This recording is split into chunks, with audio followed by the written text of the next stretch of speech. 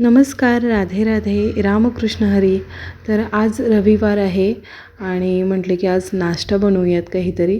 त्यासाठी मी रात्री फर्मेंट होण्यासाठी ठेवलं होतं पीठ. तर इडल्या बनवणार आहे नाचणीच्या.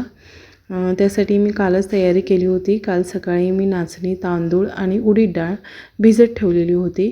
तर इथे मी तांदूळ 1 वाटी घेतलेला आहे आणि उडीद डाळ अर्धी वाटी आणि नाचणी 1 वाटी असं घेतलं होतं प्रमाण. आणि मस्त इडल्या झाल्या होत्या.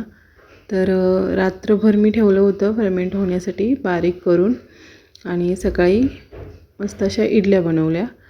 तर रोज मी नाश्ता नाही बनवत, तर रविवारचं बनवते, कारण रोज जेवणच बनवते मी.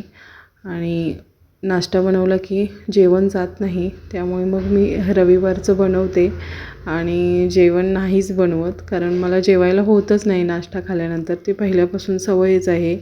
त्यामुळे कसं एखादे दिवस मी बनवते. तर त्यासाठी मी खोबऱ्याची चटणी केली होती त्यासोबत आणि सांबार केलं होतं अगदी सिंपल पद्धतीने. तर खोबरं आणि त्याच्यामध्ये मी मिरची, फुटाण डाळ आणि मीठ असं घालून बारीक करून घेतलं.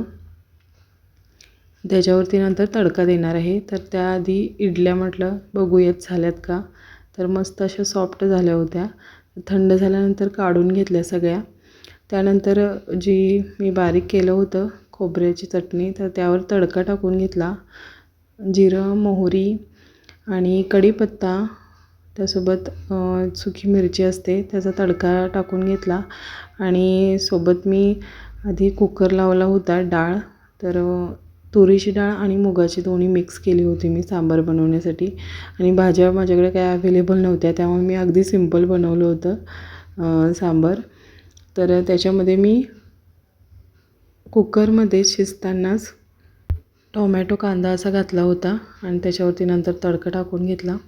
तर इथे त्याच पिठाचा मी डोसा पण बनवला होता, कारण विहान इडली खात नाही, तर त्यासाठी मी डोसा तयार केला होता. 1-2 डोसे बनवले होते त्याच पिठाचे आणि मस्त असा नाश्ता करून घेतला. आजच्या व्हिडिओमध्ये इतकंच. भेटूया नेक्स्ट व्हिडिओमध्ये. बाय.